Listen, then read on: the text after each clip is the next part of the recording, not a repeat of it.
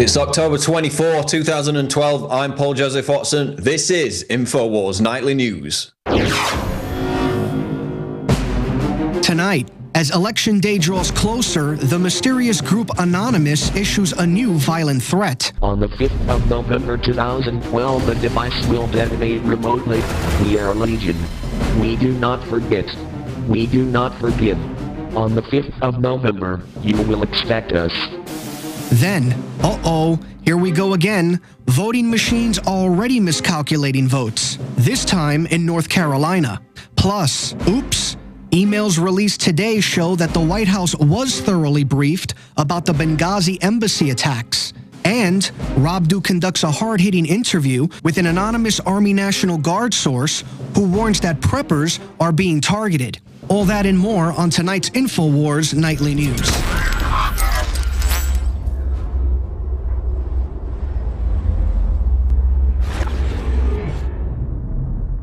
Top story tonight on INFOWARS Nightly News. Will anonymous bomb threat throw election for Obama? A YouTube threat to bomb a government building along with a plan by other members of Anonymous to storm the White House and Congress in an attempt to arrest government officials the day before the presidential election could provide the right crisis for Barack Obama to secure a second term. Now, this is a complex story that we put out on Infowars.com earlier today. So let's try and simplify it. Boils down to two things. One is a video put out on YouTube a couple of days ago by an individual claiming to represent Anonymous. It's been on YouTube for over 48 hours, has not been deleted, which is interesting because anything that's considered controversial usually gets deleted or at least censored, age restricted within hours. This hasn't. And in this video, this individual who's wearing the classic V for Vendetta Guy Fawkes mask openly says that Anonymous has planted a 200-pound bomb in a government building and that it will be detonated on November 5th, one day before the presidential election. We got a clip of that video, which we're going to go to now. Citizens of the world, we are Anonymous. As of today, 200 kilograms of composite nitroglycerin and commercial explosives have effectively been concealed in a government building situated in the United States of America. On the 5th of November 2012, the device will detonate remotely. We are Legion. We do not forget. We do not forgive. On the 5th of November, you will expect us. So that's the bomb threat video that's been circulating on YouTube. Other members of Anonymous, of course, it's a loose collective. It's not a centralized group. They've denied any links with it, claim they're non-violent. But then we've got another situation parallel to it, which is that also on November 5th, there's this big event being organized by a separate strand of Anonymous in which they openly plan to storm the White House and other government buildings in DC to conduct, quote, mass arrests, including the arrest of Obama. And the fact that this event, which has got its own website, its own Facebook page, its own Twitter, has been planned since June, clearly suggests that the feds know about it and that they have infiltrated it. And you ask the question, would the government infiltrate and use Anonymous to stage a terror attack in DC?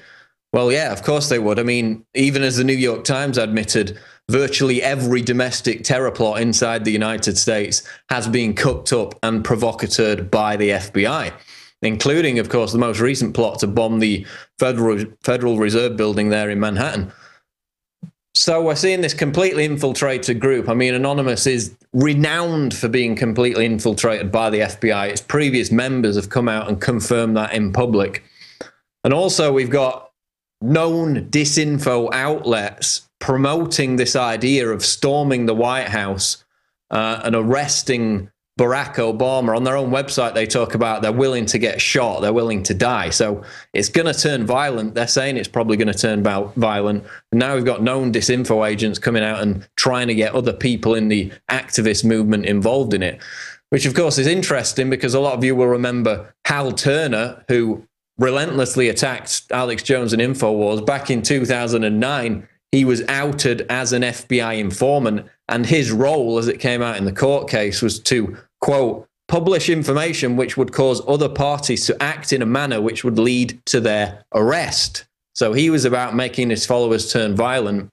And I think this is exactly what we're seeing again with this November 5th anonymous event and the bomb threat that's linked to it.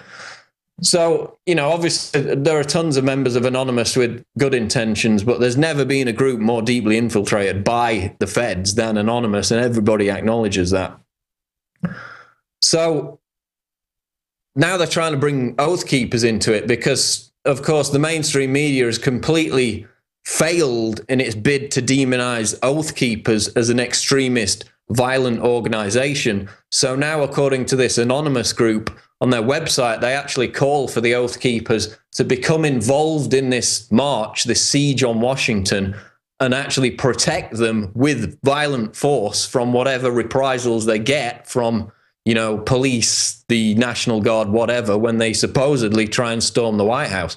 So we see them trying to bring in the Oath Keepers to try and radicalize and allow the media to demonize them as violent extremists.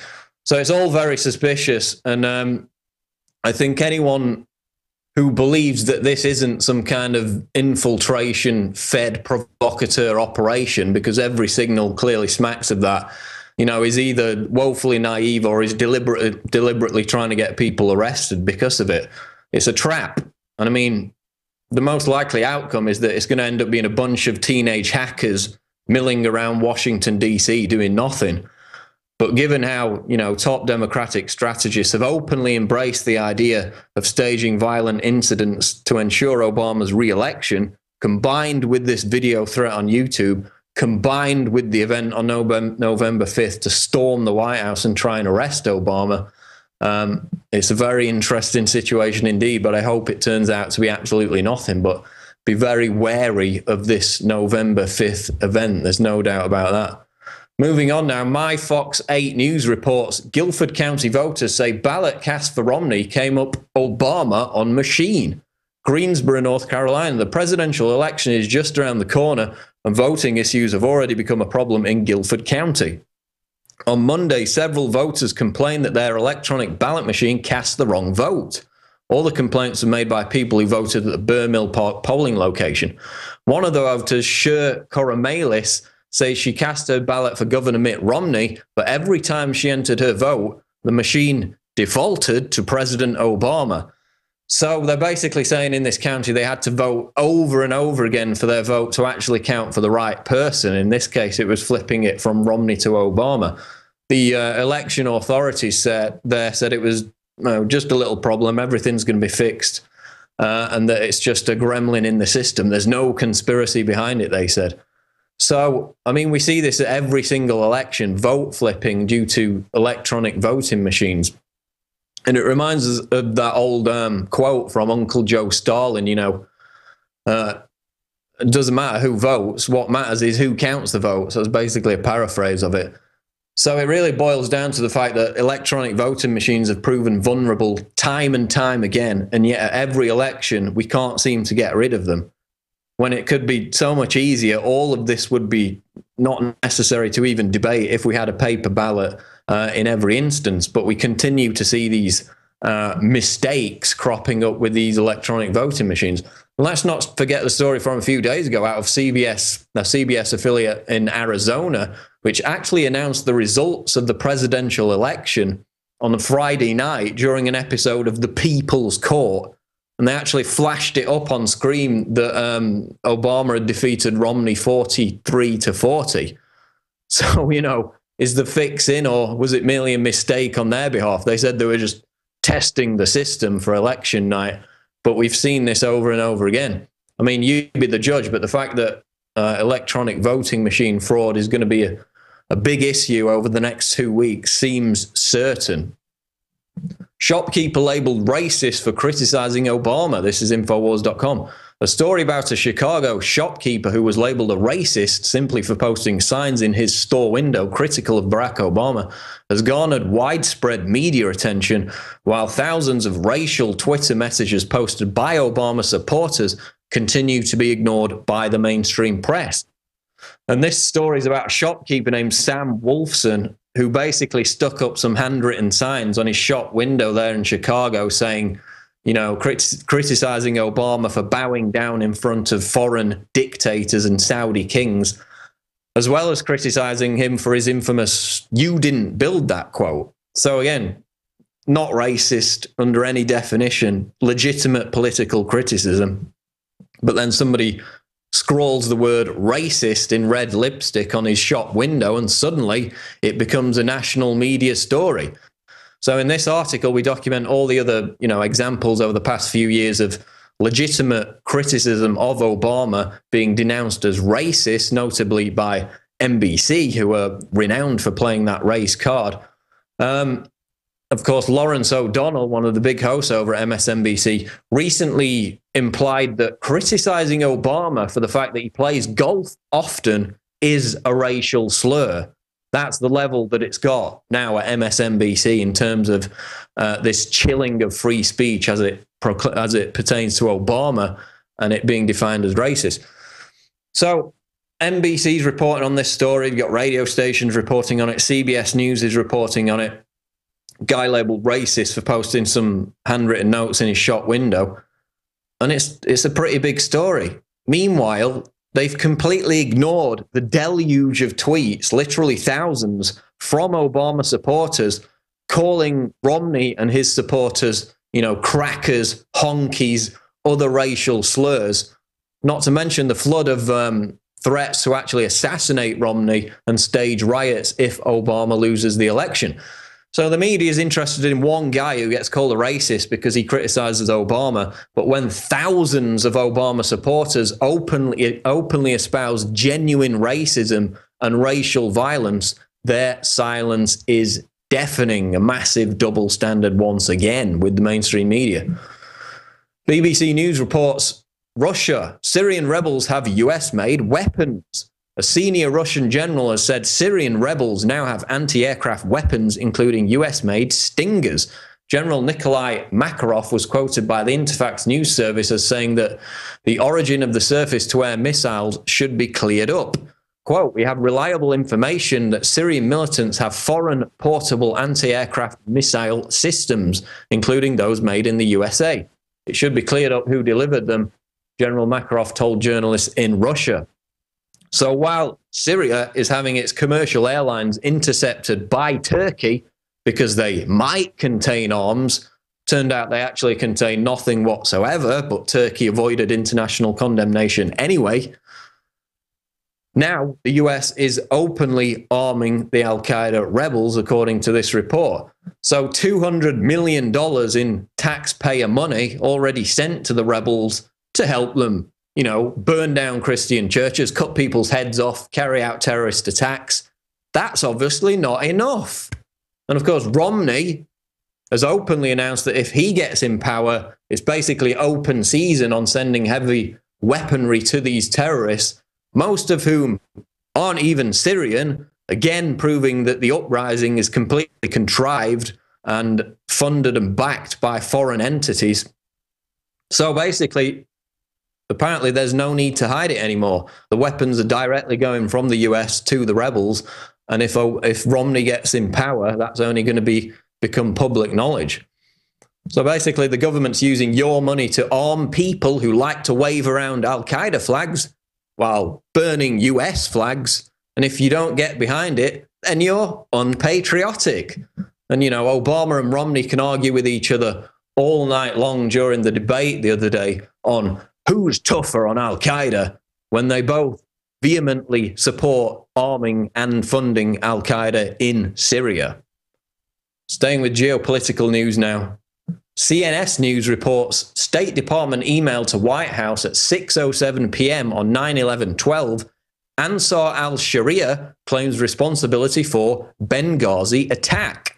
On September 11, 2012, just 2 hours after the State Department first began notifying government agencies back in Washington, including the White House, that the U.S. consulate in Benghazi was under attack by armed men, State sent out an email that went to at least 2 people in the White House that said the group Ansar al-Sharia had claimed responsibility for the attack.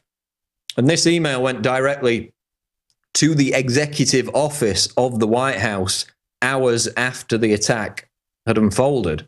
Quote, this email said nothing about a YouTube video. The email said nothing about a spontaneous demonstration. So we now know for a fact that the White House knew the very day of the incident that it was a terrorist attack carried out by some of the very same Al-Qaeda militants the US and NATO had armed and funded the previous year to overthrow Gaddafi in Libya. And yet Obama, of course, lied to the American people for at least 2 weeks, claiming that the attack on the consulate was caused by a ridiculous, sophomoric 14-minute YouTube clip that wasn't even a movie insulting the Prophet Muhammad. And we had to labor through that story for over 2 weeks. So now it's come out that they knew that wasn't the case the very same day. The Republicans are going to try and use this to score political points for Romney, even though, as we just discussed, Romney has publicly announced he's going to follow the exact same foreign policy as Barack Obama, only to a greater degree. And the media wonders why, you know, Obama and Romney agreed with each other for virtually the entire debate the other night on foreign policy. And it's because Romney's told us he's going to pursue the exact same foreign policy as Obama, funding and arming Islamic extremists around the world to destabilize countries, to grease the skids for the annexation of, you know, the remaining rogue states, rogue that is to the New World Order, namely Syria and Iran. Steve Watson reports for INFOWARS.com, mom found guilty by court after refusing TSA pat-down on daughter. A woman who stood up to TSA screeners and refused to allow them to grope her 14-year-old daughter has been found guilty of disorderly conduct and sentenced to 1 year of probation by a court in Tennessee. And this concerns Andrea Fornella Abbott of Clarksville, who was arrested by Nashville airport authorities for expressing outrage at TSA procedures. She dared to question the lords in uniform. So basically what happened is she started complaining about the fact that the TSA was groping her 14-year-old daughter, making her pass through a naked body scanner. And the prosecution in the actual case made it stick by claiming that Abbott prevented the TSA from doing their duty of, you know, groping your children, because according to them, the security lanes were slowed to a crawl. But if you actually watch the video of this incident, you can see that the security lanes are moving freely. To verbally challenge the authority of the TSA, almighty TSA, and the police officer. But I don't see her raising her hands or being demonstrative with her body. Nowhere in this law does it say you can't swear at a police officer, you can't swear in public. That's not against the law. She just wanted to stand on principle, and because she felt that she had done nothing wrong. So it's just another effort to intimidate people into blanket obedience to whatever the TSA says, you know, from the grope downs to the ludicrous all stop policy where people are supposed to freeze in place like Simon Says or something, to the stupid drinks testing after they've already purchased the drinks in the airport. It's all about obedience training. Quote, it's clear from the video she wasn't preventing anything, Horst said. In closing arguments, the attorney stated, quote, since 9/11, we're losing a lot of freedom and we have to draw the line somewhere, before praising Abbott for standing on principle. And that's why we here at InfoWars are encouraging people to, you know, stand up for those very same principles by taking part in the National TSA Opt-out and Film Week, details of which are at infowars.com/opt-out. We got another big story relating to the TSA, by the way, coming out tomorrow morning, so be sure to check the website for that. Melissa Melton, Infowars.com, reports conditioning. Xbox poll shows overwhelming gamer support for more drone strikes. Throughout Monday night's final debate between President Obama and hopeful Mitt Romney, viewers watching it on their Xbox 360 consoles were allowed to participate in a live poll. When asked, do you support more use of drone aircraft to attack suspected terrorists, 72% of respondents replied yes. Notice the question asks, do you support more use? in regards to sending unmanned aerial vehicles equipped with missiles to bomb suspected terrorists in other countries, not just continuing business as usual, killing people at the current pace. So basically, this polling sample was huge. I think it was something like 30,000 Xbox users. And of course, previous polls have shown that a clear majority of Americans support these drone strikes, despite the fact that they only kill one militant, suspected militant, again, no due process whatsoever, for every 50 people dead. So that's 49 innocent people killed in order to snuff out one guy who might be a militant. And, you know, even the Pakistani interior minister recently came out and said that the vast majority of people being killed in these drone strikes were innocent people. But the majority of Americans support this program, which, of course, Barack Obama, the peace candidate, has rapidly expanded since he took office. So, you know, it makes perfect sense to me that Xbox gamers who sit there in their mom's basements or whatever playing war games all day would approve of drone strikes in real life. Because in many ways, the two activities are indistinguishable from one another. You know, just like in a video game, the actual operator of a real Predator drone aircraft is sat at the controls with a couple of joysticks at an Air Force base, you know, in Nevada or wherever. And they're completely detached from the reality that this is about raining down death, which in 95% or more of the cases kills innocent people. So these polls again underscore the fact that, you know, we've got a long way to go in waking people up. You know, we're not even at the halfway point. We've highlighted polls in the past which show the majority of Americans support what the TSA is doing, despite the fact they're in the news every single week, stealing people's belongings, smacking people in the testicles, you know, stopping people from flying who show an attitude. Every week they're in the media, the molestation, the hiring of known sex molesters, pedophiles, and yet the majority of Americans still support the TSA. So similarly, with this poll, an even greater majority of Americans support the drone strikes, which the vast majority of which kill innocent people. So again, it emphasizes the fact there's still well over half the country that buy into the propaganda. And that again underscores that we've got a long way to go in the info war. That's going to wrap it up for the news. But we turn now to our daily quote, which is from our old friend, Uncle Joe Stalin. Quote, "It is enough that the people know there was an election. The people who cast the votes decide nothing. The people who count the votes decide everything." And that's pretty appropriate given our earlier story about how the votes there were flipping from Romney to Obama. So we're definitely going to keep on top of election fraud in the next couple of weeks as we approach the presidential election. Now, again, it's very important for you to support us at PrisonPlanet.tv. Many of you will be watching this on YouTube, but it's actually broadcast first live on PrisonPlanet.tv, along with the Alex Jones Show, of course, the video stream of that. All the archives going back literally to 2004. It's 8 years now. Just a ton of multimedia content, special events, speeches. Stick around after the break. More coming up on InfoWars Nightly News. Stay tuned.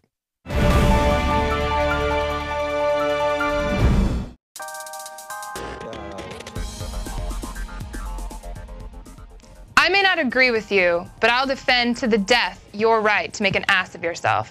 Thank you, Oscar Wilde. I'm Christy Hightower here with a quick Planet InfoWars update. Now, I want to talk to you about the first article titled "The New Terrorism, Strangling Free Speech" by Planet InfoWars user Prometheus Unchained. Now, as I'm sure you do, you consider yourself a patriot. Well, Prometheus goes to point out that the government is picking and choosing which ideologies and philosophies are good and which ones are bad. That is not their place. It's a rule by fear of force. Now, we all have friends that disagree with us, but keep in mind Oscar Wilde's quote whenever you want to get angry with them. You know, this is the plan, and it's a great one, to divide the people, keep us fighting amongst ourselves, and completely ignorant to what lies ahead of us. Now, people are always asking Alex this question, you know, what do I do when my family isn't awake, when my friends or my family don't pay attention, don't seem to care? And he always answers the same way. He says, be persistent, be patient, and most importantly, be full of love. And this is a big thing to remember because it's really easy to get angry. So moving on, changing gears here, we're going to talk about the upcoming collapse. So do you think you could survive on 500 bucks? Well, Planet InfoWars user Giovanni Report explains exactly how to do that. In his article, Live While They Die, How to Survive the Coming Collapse with 500 bucks. He provides a practical guide, starting with situational awareness, all the way to a prepared checklist and medical kit, etc. So go check that out because quite catchy there. And the last article I kind of want to touch on is our food. Now, we all obviously have to eat to survive. And this is actually a repost, but it's by Planet InfoWars user Mia K. And she's titled it Rethinking the Dollar Hamburger. So did you know that there's 4 companies that control over 80% of the US beef? And they run only a couple dozen processing plants. And these cows are injected with antibiotics and hormones their whole lives. They live in filth, and then they're killed with a bolt to the head and mechanically disassembled at a rate of hundreds per hour. Now, I just want to remind you, we all vote with our dollars, and we all have a right to do so. So keep that in mind the next time you go to the grocery store, the next time you go to that McDonald's Happy Meal, whatever. Just keep in mind that what you're doing is actually giving a voice to those people. So visit planetinfowars.com and join the fight today. Patriots, keep talking because we're listening.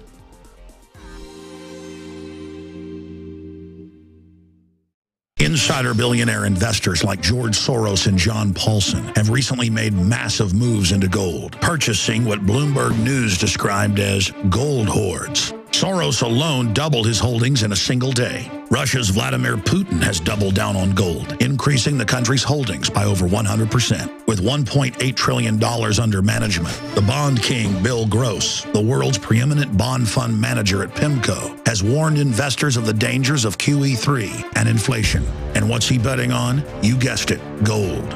Friends, this is Alex Jones for MidasResources.com. For more than 15 years, I have exclusively used Midas Resources for all my precious metal needs. Whether it's bullion or collectibles you're looking for, Midas Resources is simply the best. I own my gold as a hedge against inflation. This Federal Reserve fiat currency could go the way of the Deutschmark and the Weimar Republic anytime. In these historically dangerous times, it makes sense to physically hold gold and silver. Midas already has some of the best deals in the industry. But if you give them a call and mention the radio special, they will give you a list of the day's super specials. Midas brokers are standing by to answer all your questions at 800-686-2237. They also have a lot of informative free literature explaining the opportunities and risk of holding precious metals. They are ready to answer your questions at 800-686-2237. Again, that's 800-686-2237. My friends, Alex Jones here with a very important announcement. We are launching a new salvo in the InfoWar because there is a war on for your mind. You know that the globalists are trying to get everybody online and only online so they can control and surveil information and also erase books, videos, whatever they want to en masse. That's why we're launching our answer to the internet kill switch, InfoWars magazine. The first issue, we printed over 90,000 copies of the September issue, and it's sold out in less than 2 days. So get your copy of the new Technocratic Elite issue today before it sells out. Again, we cover from the technocratic social engineers' own words, their own admissions, their plan to take over our society and replace us with robots. But we don't just stop with the rise of the robots and the end of humanity, or will humanity survive the singularity? We get into the government buying now 1.6 billion bullets against the American people. We get into Big Sis's surveillance of this magazine and my website, InfoWars.com. We cover QE3 and what hyperinflation means to you and your family. Whatever you do, don't look back later and wish that you would have taken action. Take action now. People have never been more ready for this information. People have never been this hungry, starving for the truth. And it is contained in the new issue of InfoWars magazine. This is a time capsule. It is so important we get it out to everyone. If you subscribe now for 12 issues, we will give you the first issue absolutely free. So that's 13 issues for our 13 colonies, part of restoring the spirit of 1776 worldwide. Again, go to InfoWarsStore.com and order 10 packs, up to 100 packs at cost, and give them out to people in your area. The response last month was incredible. People are hungry to actually hold this information in their hands. You can also subscribe and get 12 issues delivered to your door and get the first inaugural issue free. I'm Alex Jones, thanking all of you for your support and making our operation a huge success.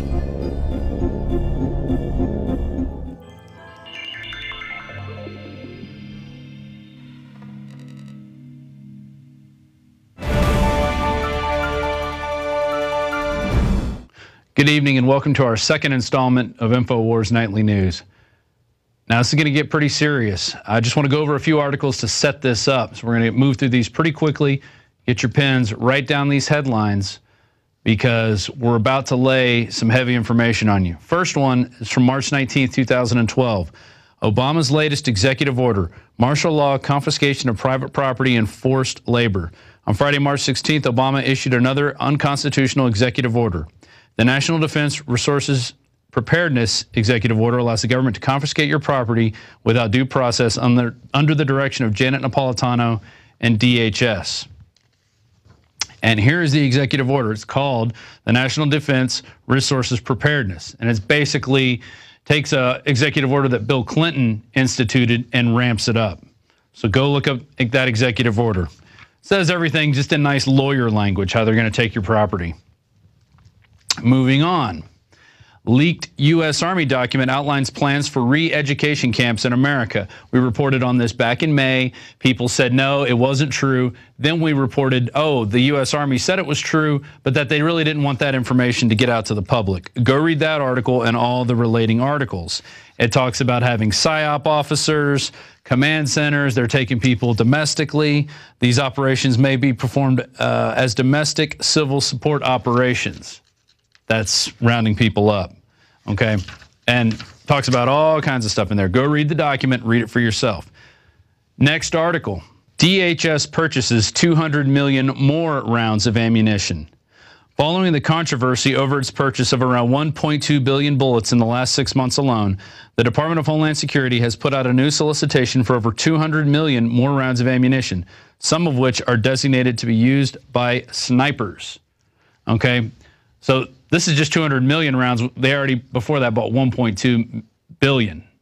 And so we're looking at over 1.6 billion in ammo purchases lately through the government. Now let's go back to 2009. HR 645, the National Emergency Centers Establishment Act. And let's just look at the top line there. To direct, scroll right there. To direct the Secretary of Homeland Security to establish national emergency centers on military installations. Now, remember New Orleans and Katrina? Okay, remember what the chief of police had to say? Guns will be taken. No one will be able to be armed. We will take all weapons.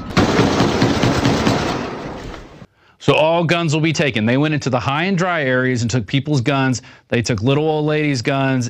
Anybody who had a gun trying to protect themselves and their property, it was taken. Here's the article. New Orleans mayor admits illegal gun confiscation. That was from the National Rifle Association out of 2008. Now, if you go to this video, which we played not too long ago, troops ordered to kill all Americans who do not turn in guns. This was a nightly news piece that we put out. Go check that out. It's 21 minutes long, and it goes over the whole history of what they're trying to do with the guns in America. And also, we have Mike Adams, who interviewed a whistleblower, said, yeah, he was in the National Guard and in the Army at the time. And he said, yeah, we were going in, kicking in doors, saying, you know, anybody there, do you have any guns? Taking your people's guns in the middle of the night. Now we go to this next one from 2006. So see, this isn't just Obama. This is Bush, and this is Clinton before him, and then Reagan, and old Bush Sr. The Military Commissions Act, questions and answers. This is from the Center of Constitutional Rights. This is from October 24th, 2006. Go read that article. Talks about how they're going to suspend habeas corpus and other nice things. Habeas corpus has its origins in the Magna Carta of 1215. is the great writ that protects people from arbitrary arrest, disappearance, and indefinite detention without charge, the cornerstone of Western justice, and is essential to the idea that laws, not individuals, be they presidents or kings, govern the land. That's right. So the law is bigger than any man. Now, what do we have? The NDAA. Now, here's an article that we just published on October 17th. Breaking. Prepper put on no-fly list, stranded in Hawaii. And this is a man named Wade Hicks, who was flying to see his wife, and somewhere along the line he was put on a no-fly list and he was stranded in Hawaii. Now you go check out this video. Prepper put on no-fly list speaks out. A man named Wade Hicks basically got stranded in Hawaii. There he goes through everything, how they had a preppers group that they had, and some guy who they didn't really trust. He came in and said some weird things. Well, they followed him and he went to a Department of Homeland Security headquarters, and they said he parked in the handicap spot. Very interesting. And then he gets put on a no-fly list. Well, yesterday I got an email from a National Guardsman. We're about to bring him up here. And basically he says that, well, here's what he wrote me in an email. Doomsday preppers will be treated as terrorists. Let's get a shot of this real quick. This is the email that came to me, and there it is. Doomsday preppers will be treated as terrorists. There's a lot of other stuff in this, but here, that's what really caught my eye, because we just had Wade Hicks on the show talking about this, how he was a prepper and he was put on a no-fly list. So our government is digging in, they're buying ammo, they're preparing for civil unrest, but you as an individual, if you do it, well, now we're being told you're going to be treated as a terrorist, and we've already had people on the show that have been treated as terrorists. They've been put on no-fly lists. So this individual who sent us this email, he is who he says he is. We vetted him, but he wants to remain anonymous. So for now, we're going to call him Soldier X. And Soldier X, how you doing? I'm doing all right today. Excellent. So let's start off with this Doomsday Preppers. Where were you told this information, and how many times were you told that Doomsday Preppers will be treated as terrorists? I've only been told once. When I was told, it was a briefing in the event that there is civil unrest after the election because of all the talks of if Romney gets elected, there's going to be people going around trying to kill Romney, and they say that there's going to be people that are Democrats trying to kill Republicans because Romney got elected. So in the event of that civil unrest, they're asking the Army National Guard troops to come in and basically take over the civil unrest and calm it down, is basically what I understood. Well, and that's happened before. We saw that in the LA riots. We saw it in New Orleans. So bringing in the National Guard is something that the government does from time to time. But now you're saying Doomsday Preppers, they're going to be specifically going after people who are prepared for this type of event? If they have a list compiled, and I haven't seen the list, but they have a list compiled of all these Doomsday Preppers that have gone public, and they plan to go after them first because they think that they're going to be the worst part of the civil unrest, even though those people are going to be the people sitting at home defending their homes and their own property from those that just want to go crazy and lose their minds. Yeah, that's the crazy thing, because these people aren't going to need to be taken care of. They're not going to be standing in the food lines. They're not going to be looting. Yet now it seems as if they're going to be treated as terrorists. But beyond that, they also said soldiers who are preppers will be treated as defects. Now, what does defect mean in your lexicon, in the National Guard lexicon? Basically, a defect is somebody who has turned and started aiding the enemy, a traitor, basically, somebody who no longer wants to conform to the way that they want things to be. And if you don't conform, they'll get rid of you. And you were told this in a briefing as well? Yes. Wow. We were told not to be in any affiliation with them or any part of them. Man. And there's your email's filled with all kinds of stuff. And you were talking about how they're going to have sanctions on fuel, and that you've already seen the preparedness of basically refueling stations, temporary refueling stations being set up. Tell us about that. I know that the equipment is coming in mass numbers, and none of it's been set up yet. All of it's still coming in, and all the pieces are still coming in. But if they say we're not at war and that, you know, we don't need all this combat equipment anymore, then I'm wondering why do they keep building this stuff that we used in Iraq and Afghanistan, and they say they're cutting troops numbers and cutting back on defense and stuff, but yet they keep building war-fighting vehicles. And my question was, who's going to operate these pieces of equipment if you get rid of us? Right. And yeah, who is going to operate them? Are they going to bring in foreign troops? Is this going to be a UN takeover via the National Guard, working together with the National Guard? I've already got them on camera working with Polish troops, the National Guard, you know, and they do this all the time. In Chicago, Poland is, or Illinois National Guard, their sister country is Poland. And so I'm sure there are other sister countries out there. And, you know, I don't want you to name your sister country, but you agree with me, right? You've heard of that before, the sister countries that work with our National Guards? I have heard of it, but I have not experienced it firsthand myself on that part of it.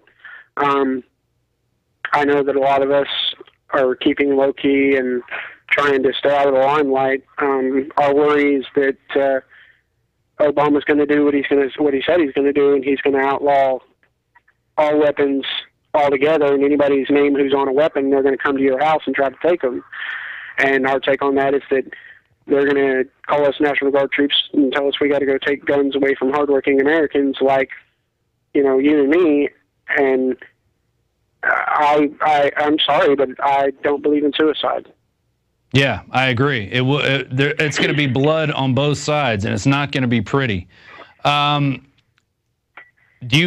your buddies, what are you guys saying? Are you guys planning on going along with this, or what is if you're ordered to take guns from Americans, you know, what is your response going to be? We're going to basically go underground, basically.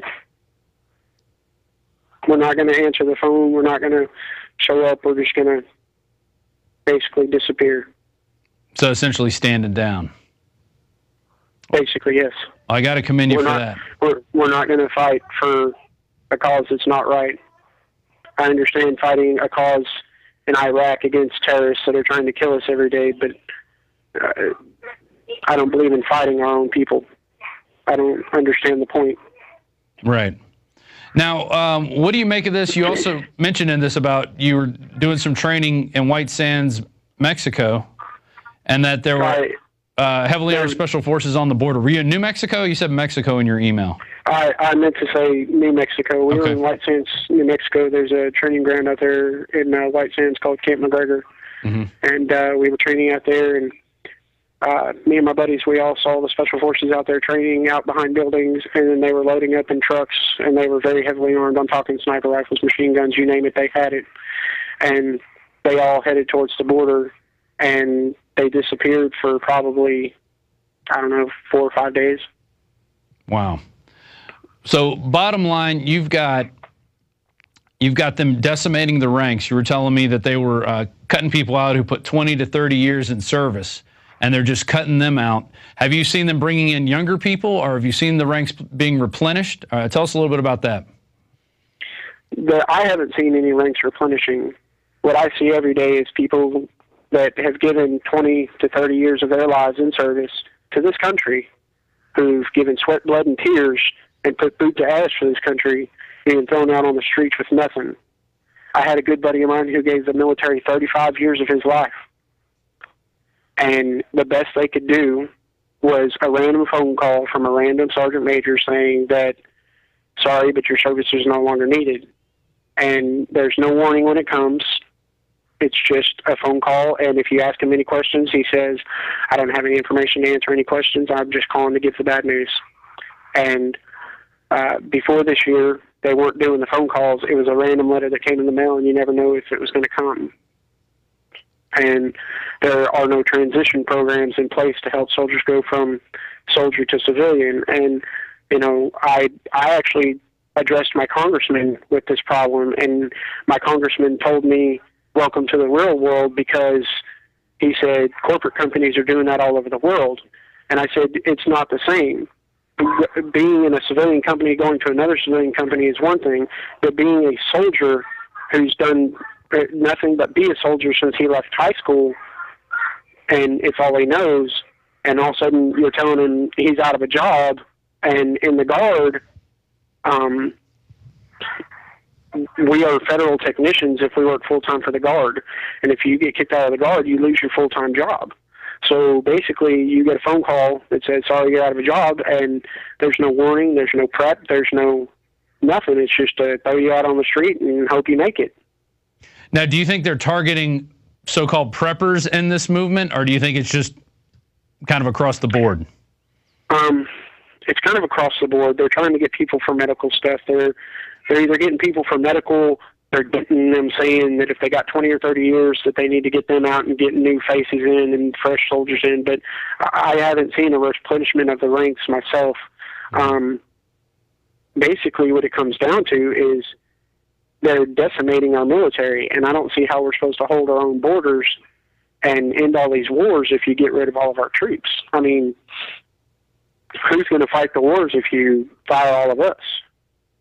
Well, you've got the UN, and you've got NATO. You've got troops that will follow any orders, including, killing women and children and working with terrorists, Al-Qaeda. We've already shown that to happen. So bottom line, basically, you've been told in briefings that if you're a, quote, doomsday prepper, you're going to be treated as a terrorist, and those who are in the ranks of the National Guard will be seen as defects if they're preppers as well. Yes. Wow. And right before the end of the day today, they said that there was going to be something on the news tonight. It's supposed to be on the Austin News. I don't know what channel. They just said it was going to be on the Austin News, and apparently it's a discussion about the way that the Texas Army National Guard has been spending money. Apparently, they see a lot of stuff that's going on as frivolous spending, and they see a lot of stuff going on that's like wasteful spending, and it's abuse of the government's money and of the taxpayers' money. And some of the news people are taking notice of all this money that's going out. But my problem with that is that they're going to question soldiers that are in the lower ranks, like me and my buddies, who have nothing to do with where the spending goes. We're just soldiers, and we do as we're told. Yeah, why don't they question the banks and why they're getting $40 billion a month from the Fed, and what are they doing with that money? That seems like a big waste of money, but they won't be doing that. We know that. Well, we in the last year have seen so much wasteful spending that we've noticed as soldiers, and we kind of question it, and we're like, why is the Army wasting money doing this stuff? And we're told, don't ask questions, just do what you're told. Yeah, just follow orders. Yeah. And yeah, that's what the Germans used as their excuse in Nuremberg. We were just following orders. And now it's come down to basically a very minute, well, I won't say minute, there's a group of us that have gotten tired of all the stuff that's going on. There's a lot of times when we look back when we were in Iraq, and now we question everything that we did over there and wonder, and now we ask, what was it for? And there's no answers. Well, it was to train you to be able to come back home and do the same thing here to the American people. And, you may not have realized it then, but that was the grand chessboard scheme. Soldier X, we're going to talk more to you tomorrow. I'm pretty sure Alex is going to want to have you on the show, so we're going to definitely have more updates on this. And we thank you for calling and reaching out to us, and we'll be talking to you soon. Thank you very much. All right, thank you. All right. Well, there it is, folks. I just laid out a bunch of articles and executive orders and stuff that's coming down the pike. So you better check yourself. You better make sure your house is in order, because this stuff is coming down the pike, and we're not just blowing smoke. We're not just crazy conspiracy theorists. We're going to be right back with Greg Palast. I got to take a second and check my head, and we'll be right back. It's INFOWARS Nightly News, and I'm Rob Dew. I really enjoy it when the globalists try to poison us, and, we resist them via a free market system. Hello, my fellow Info Warriors. Alex Jones here, introducing you to the ProPure family of gravity-fed filters. Now, you know that the globalists are filling our water with radioactive isotopes, fluoride, lead, mercury, arsenic.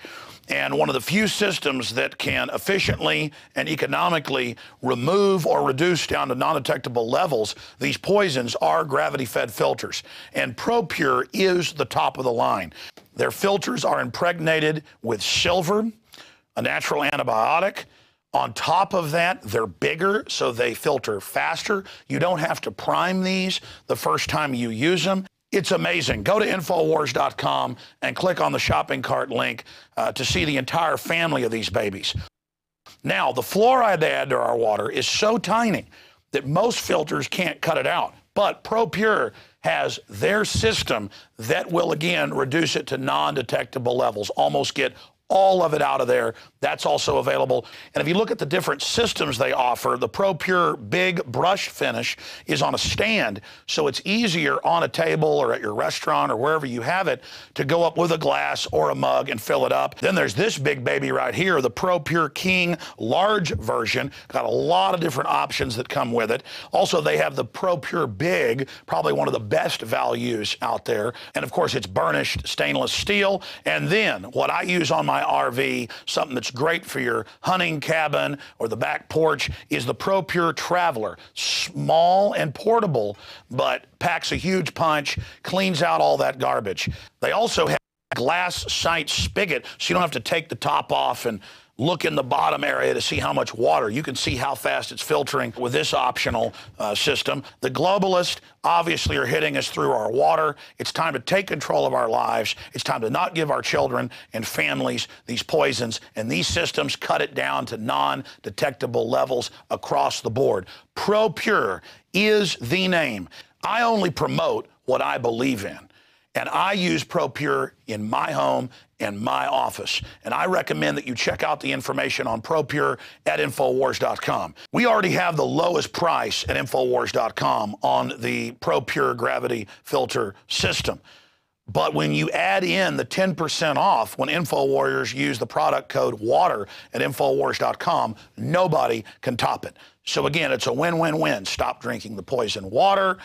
Checkmate the globalists when it comes to your health, and support InfoWars.com and the work we're doing here. You know, many revolutionaries rob banks and things and kidnap people for funds. We promote in the free market the products we use that are about preparedness. That's how we fund this revolution against the New World Order in our move to restore our constitutional republic and a spirit of 1776 worldwide. Check it out at InfoWars.com. ProPure, top of the line, #1, most powerful and effective and economical gravity-fed water system in the world. ProPure, available, discounted at InfoWars.com. Don't forget product code WATER to save 10%. It's the latest generation, years in development. ProPure is the name.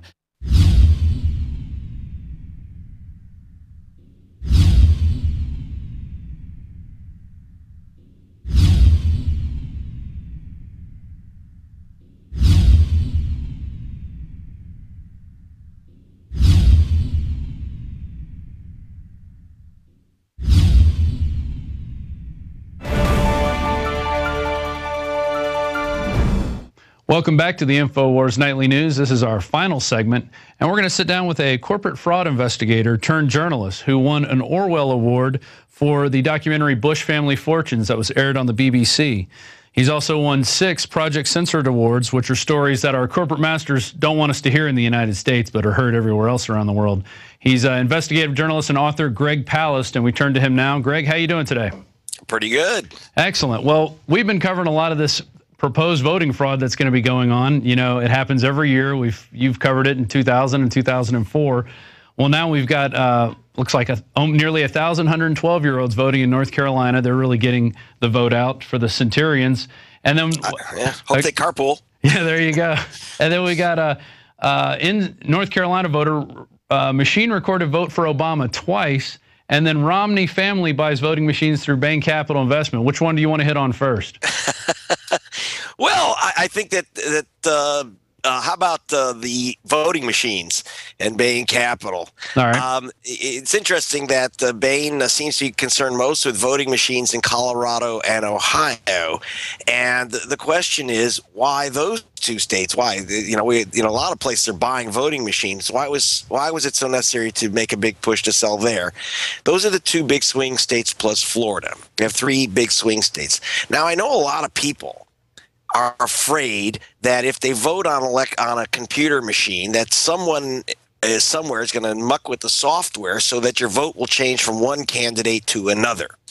It's possible to hack these things. I've watched them hacked pretty easily. But that's the least problem, because there is a very, very, very easy way to steal votes by computer. It's called unplugging the computer. What we have in the U.S., in fact, my new book, Billionaires and Ballot Ban, it's called How to Steal an Election in 9 Easy Steps. One of the steps we call prestidigitizing, like presto changeo. It's just, poof, it's not there. So one of the big tricks, one of the things that's happening with voting machines is that computers tend to lose more votes than any other method of voting. They cost 5 times as much as any other method of voting, and yet they lose more votes. When I say lose them, they just disappear. For example, in Sarasota, Florida, we had one election in which 18,000 votes in brand new computer machines just went poof. Now, the election was won by 500 votes. Now, here's the question. Whose 18,000 votes were they? Well, it ends up being in the precincts of one party for the most part. People vote like their neighbors vote, so that you don't have to switch a particular vote. If someone says, I want Romney, switch to Obama, or Obama to Romney, that's a lot of work for a hacker. The easiest thing to do is have the machine glitch. It doesn't record. That leaves no fingerprints. It didn't work. Gee, we're sorry. The memory sticks don't hold the stuff. That's a typical thing. We're losing. And you'll love this number, or you'll hate it, depending on whether you're an oligarch or not. 1.4 million votes were lost, spoiled, as they call them in the biz, through these so-called glitches in the last election. 1.4 million. That's from the U.S. Office of Elections Assistance, our Elections Assistance Commission in D.C. They keep raw data on the votes that are counted, but also votes that aren't counted. That is amazing. 1.4 million votes. That is amazing. And no one makes a big stink out of it. That sounds like a story that we should have heard, but of course we never do. You made a big stink out of it. I'm trying to tell you, if it weren't for Alex Jones, how do these stories come out? There are very few places which are going to touch a story. They say, oh, we're conspiracy nuts. Well, I'm a conspiracy expert. That is, I was a U.S. government racketeering investigator. I report these stories on the top of the nightly news for BBC and on big papers all over the planet.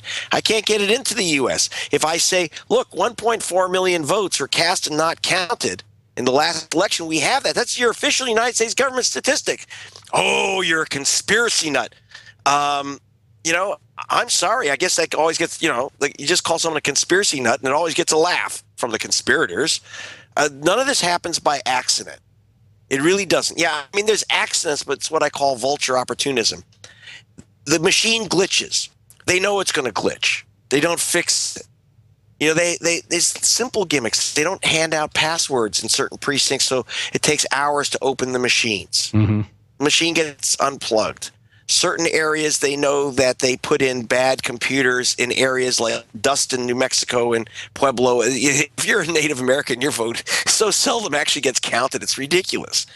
And because they know they don't give natives, blankets with smallpox anymore. They give them these crap machines that won't work in dusty conditions, or they don't work in humid conditions in the South. They know where this stuff is going, because I've had election supervisors say, we scream and holler, why are you giving us these machines? We know that they're going to break down. How many times has your Windows computer crashed? And Windows is something which thousands of people work on debugging. Here you have thousands of people who seem to work on bugging. Bugging them, yeah. And we saw this during the Republican primary, especially in Iowa. There were parts where votes didn't even come in. They say, we got the guy driving around with the votes, and then they disappear. Lights go out in other places, and when they turn back on, well, here's the results now. I mean, magical stuff happens during these elections. It's very fascinating. Mr. Romney would not be the nominee right now if he hadn't won Iowa, which he didn't. Yeah. Because votes went missing. And then, interestingly, it was not Republicans who blew the whistle. It was patriots and others who started screaming about it. It Mainly Ron Paul in the people. Republican Party. Right. And they say, wait, these votes aren't adding up. They're not. The votes are missing. And so, Santorum, whether you like him or not, was the winner. But I guess ripping the sleeves off his sweater wasn't enough. They had to rip the votes off, too. So that was a dry run to what's going to happen in a couple of weeks. So you think they're going to throw it for Romney in this case? I don't know. I think that a lot of votes are going to be stolen. Yeah. By the millions. In fact, I can give you a pretty solid number, about at least 5.9 million, because I'm a statistician. I worked from the government's raw data. About 5.9 million votes are going to go kapoof. Whether that will be enough for Romney, I don't know. I don't think that even his backers who are pulling this game off are really trying to steal it for Romney. There are a lot of close Senate races that are really the deepest concern.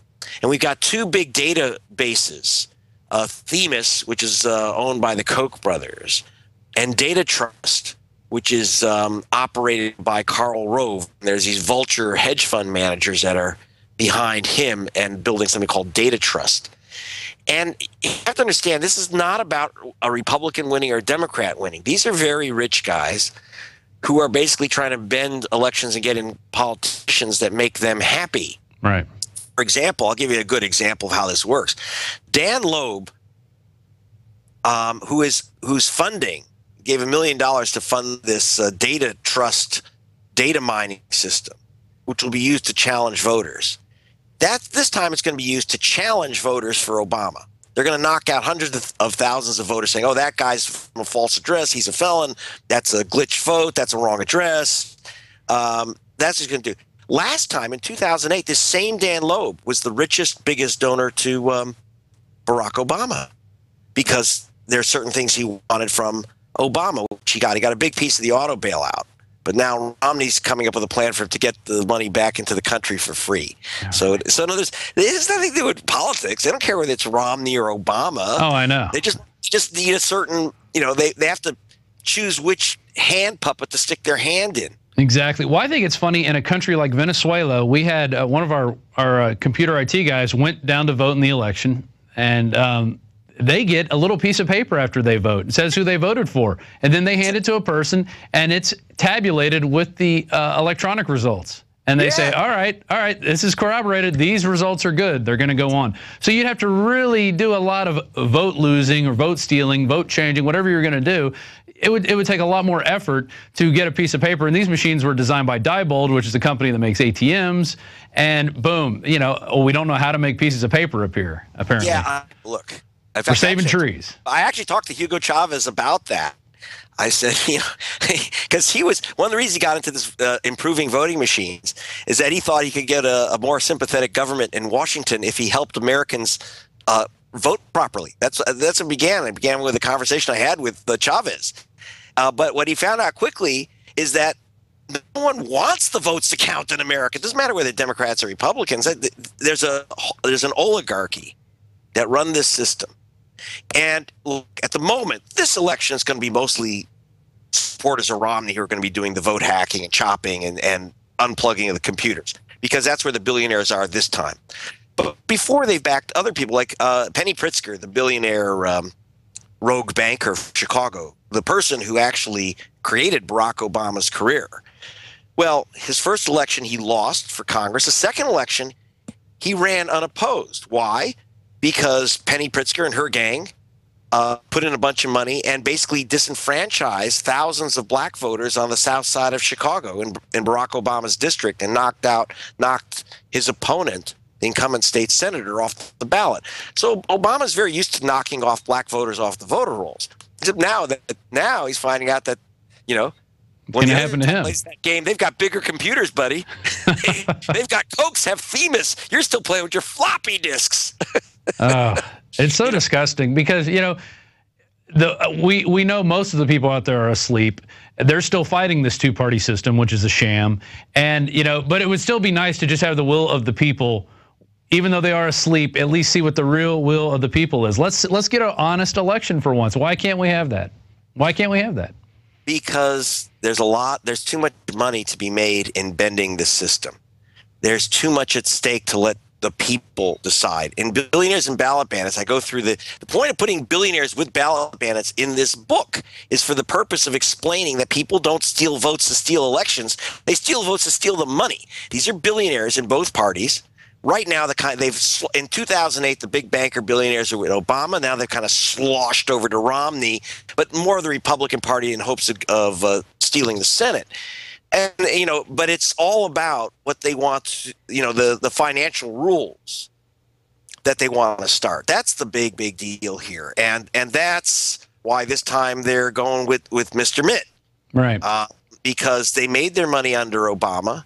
He didn't crush down the banks as they feared. They named Timmy Geithner their Secretary of Treasury. They named, remember Larry Summers, the economic czar? Oh, yeah. And with Geithner, he worked with Clinton.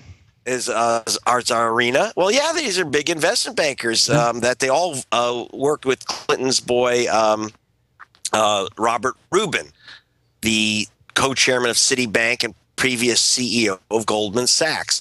So it wasn't really Secretary of the Treasury; it was Secretary of Goldman Sachs.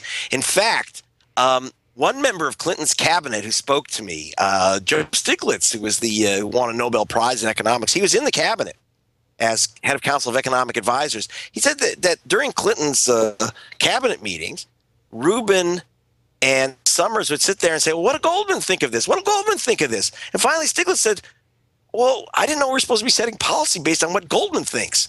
Goldman Sachs. And they looked at him like, what, did you just fill off a watermelon truck? You don't know how it's played? Hey, who let this guy in the room?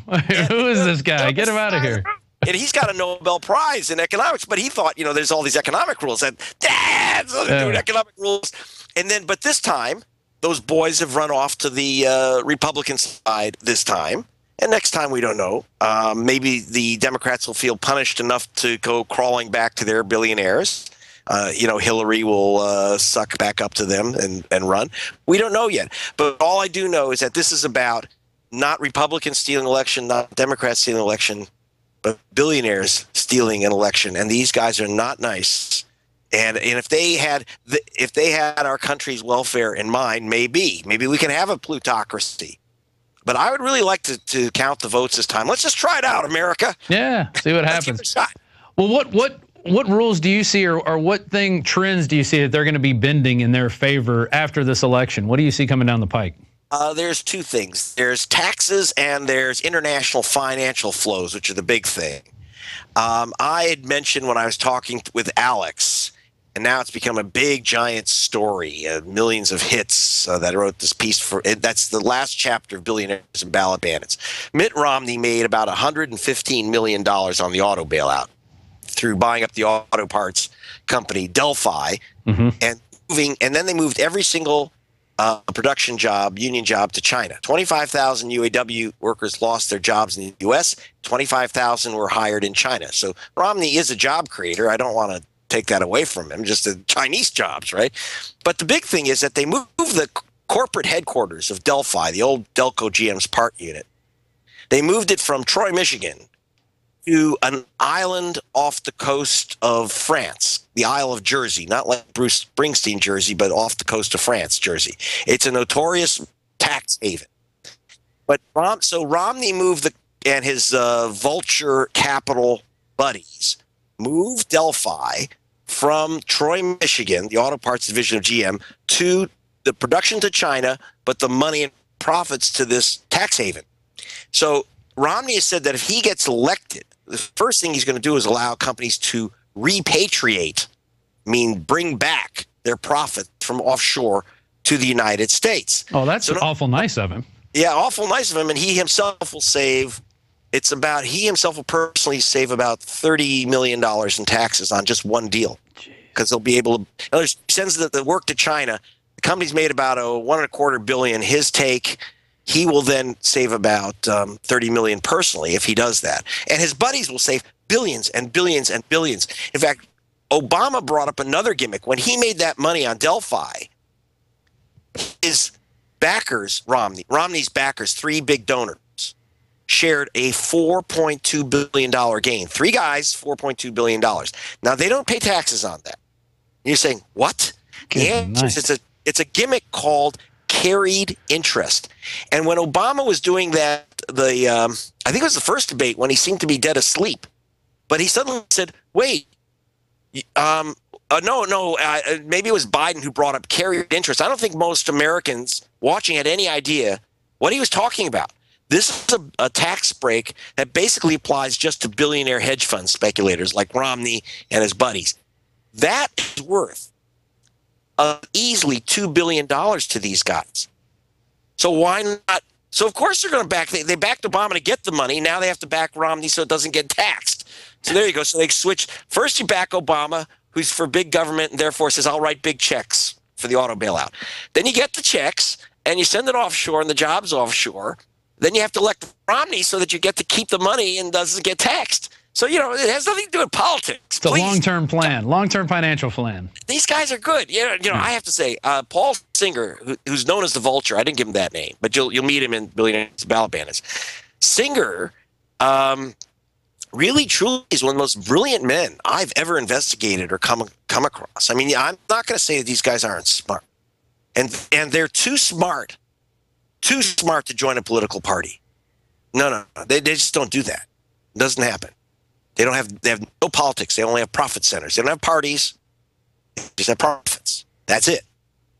In fact, Ken Langone, one of the billionaires, who is an expert at vote heists, because he's the guy that came up with the fake felon list for Florida back in 2000 that elected George Bush. He says, I don't donate to candidates. I make investments. Romney walked into my office. I'm really telling you the truth. This really happened. This is what Langone said. Romney walked into my office, and I evaluated his campaign like I would any other investment. What's my return? Whoa. Wow.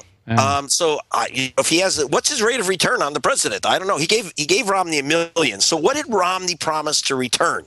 That's what I'd like to know, Mr. Romney. What's the return? And am I paying for it or you? That's my problem. No, we all know we're going to pay for it in the end. We're going to pay for this with our blood, sweat, tears, our money, our savings, the 401ks, anything else they haven't taken already. It's going to happen. What are your sources telling you on a financial collapse? Do you think they're going to keep this Ponzi scheme running, or with the Fed just buying $40 billion each month in these securities? I mean, when is this going to run out? That's a big fight, by the way, within this elite. That's what's happening now. Yeah. The J.P. Morgan, Citibank, United Bank of Switzerland, Bank of America, they're backing Obama because they're really afraid. Now, why would these big banks back Obama? They are really afraid that these hedge fund guys like the Singer, the Vulture, Snake Paulson, Iceman Simmons, Koch brothers, that these guys really have no respect for the dangers of the cliff edge. That these guys are really pushing the entire world economy right to the edge. Like these guys, that Singer threatened to blow up the entire bailout of the euro. He bought up a bunch of Greek bonds with Romney, by the way, as his quiet, silent partner. Romney got a little piece. Singer bought up a bunch of bonds and said, no, there's no bailout in the Eurozone unless you pay me big time. And he held up the whole bailout for ransom. He got it. But, the bankers totally flipped out. They can't have some guy holding up a massive bailout, $1 trillion bailout of the Eurozone, cranking it for a few extra bucks. So they are really upset. They've gone crazy over this stuff. So there's a huge split now between in the finance circles with the establishment banks backing Obama and the hedge fund cowboys who are really pushing it to the edge.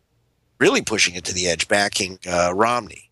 So I've never seen a split like this, by the way. It wasn't split in 2008, and it wasn't split in 2004. They backed Bush in 2004. They backed Obama in 2008. Now they're split. Kind of interesting. For a reporter, it's a very interesting story.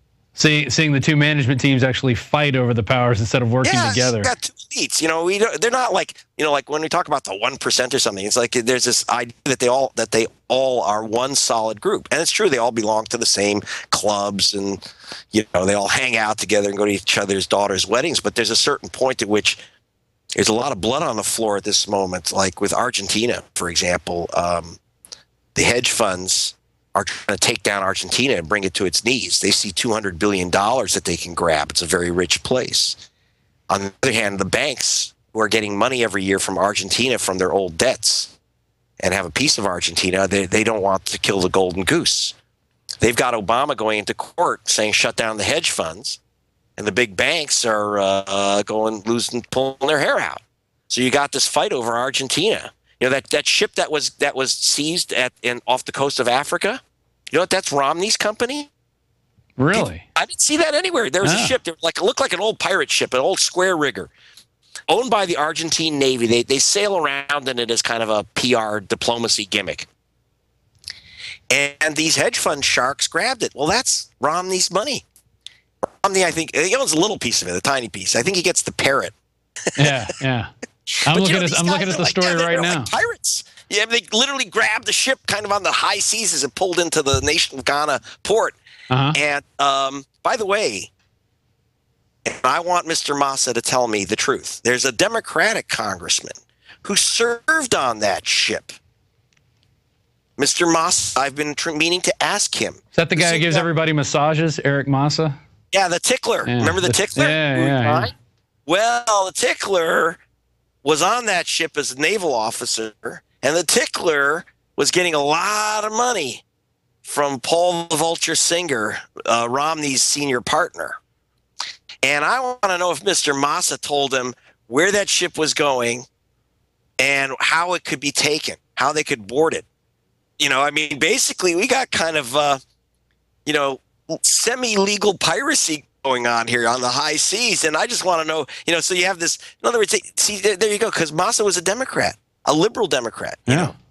So it's not about political parties. It's about profits. And as soon as you get away from the idea of one party versus another, Romney versus Obama, it's a lot easier to understand what's going on. Oh, wow. It totally blows my mind. It's a lot bigger than I thought it could ever get. And, well, you've really blown up a lot of stuff. I like that 5.9 million votes stolen. I'll be looking out for that come day after the election. Or I guess it'll be a couple days before they finally release that stuff. Yeah, they still might 5.9, or that would be the minimum. But it doesn't mean that that Obama will win or lose, because you could have last time we had a 9 million vote official margin. But I think the big thing to look at are the Senate races. I think there's about a dozen really close Senate races which are within the margin of steel in Nevada and Missouri, in I don't think Ohio anymore, but we're going to see some of these really tight contests. Arizona, I think, is going to be a place of massive vote theft in the Senate race. Wow. So, and even though Romney will probably be the winner of the electoral votes, it's the Senate race that means something. You got because the Democrats have decided to put up a real kind of war hero, ranger, tough guy, Hispanic, and if you count votes, he wins. Let's not count all the votes. Just the ones that you're going to count. Well, we had an interesting Senate race here in Texas, a primary, where we ousted the CIA agent who was our lieutenant governor for a billion years. And now we have this guy, Ted Cruz, that everybody thinks is great, but his wife's, connected hip to these investment bankers. So it's like, are we really getting anything better? I mean, we could either have the CIA agent or the investment banker and his wife. So, it's the same crew. They managed to wiggle somebody in there no matter what. So there's always a choice, but your choice is always not for you. It's for the other guys. Anything else you want to cover? Did we cover the debates that? Yeah, well, I think that covers. I mean, like for example, this whole takedown on Delphi Auto was brought up in the debates. Obama brought it up obliquely. The way he does everything half-assed. Sorry. Which is you've invested in companies that move plants to China. He didn't invest. He was an owner of Delphi Corporation, which moved every U.S. auto parts job to China.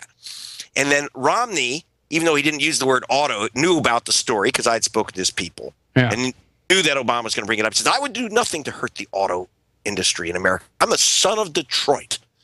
That he is? He went, he went to some fancy school in Detroit, and then went off to another public school, another state. Then he goes off to Massachusetts, which doesn't look like Detroit to me. Right. Harvard, and becomes the governor there with his dancing horse in the car elevator.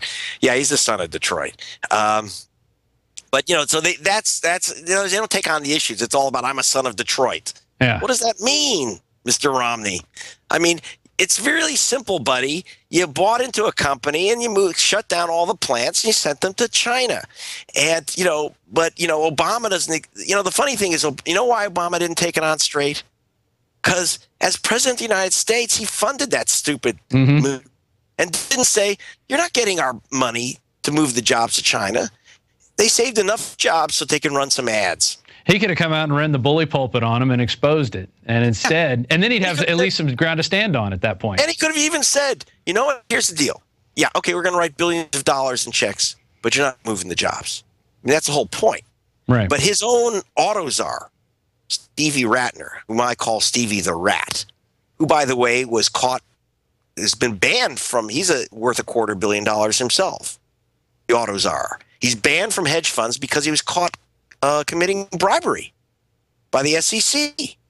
And so while he's facing criminal charge, possibility of indictment, he turns it over to these guys who all actually themselves, the guys on the auto team were literally making money off the auto bailout. So they were concerned about maximizing, it looks like they were concerned about doing nothing more than maximizing their personal take on the bailout. And if you lose 25, 50,000 auto workers, well, that's collateral damage. We can still say we saved the industry, right? Hey, who's going to challenge? Exactly. Oh man, it just gets deeper and deeper and deeper. What are you working on next after this election? Where are the sales winds of change going to take you? I hope to Hawaii, because I need a vacation. I really do, desperately. But it looks like I'm going to look into nuclear power, energy, banking. Oh, I got a lot of scams. I want to follow these jobs to China because no matter who's elected, I want to find out about the Chinese involvement in our elections. Because there's a lot of Chinese money flowing in here that hasn't been investigated. And I think that story is beginning, not ending with this election. Right. And so I'm very concerned about the political involvement, China purchasing our elections. And I think it's going to be a very, very important issue, especially after Citizens United. All you have to do is plonk down $20, incorporate in Delaware, and your money can come from Saudi Arabia, China, North Korea, or Los Angeles. I don't know which is worse. It's like George Carlin said, it's a big old club and you ain't in it. Yeah, right. We just get beaten with it. Exactly. Yeah, they beat you over the head every time they want you to think of something. Exactly. Yeah. Well, Greg, thanks for go ahead. We'll check that out. Billionaires and Ballot Bandits. It looks great. I like the cover right there and hanging up behind you. Did you see? I have cartoons in it by Ted Rall. Oh, well, there you go. That can help everybody understand. Read it for the cartoons. There you go. Well, there he is, folks. Greg Palast, uncovering the stories that people don't want to talk about here, especially our corporate masters that don't want people to know about. And it's guys like Greg who are really out there on the mast, on the watchtower, keeping a lookout for this corruption. At least we could say we told you so. You guys could vote for whoever you want, but in the end game, it really doesn't matter. You're going to be voting for one of these clowns. I personally think your best vote is to go for one of these third parties, so next election cycle, they get a little bit of money to play, and we at least get a training wheel into this debate. So with that, we're going to say goodnight, and we will see you tomorrow. Alex should be doing the show, and he'll be interviewing Brian Garish to talk about all kinds of things, Agenda 21. But for tonight, this is InfoWars Nightly News, and I'm your host, Rob Dew. Thank you.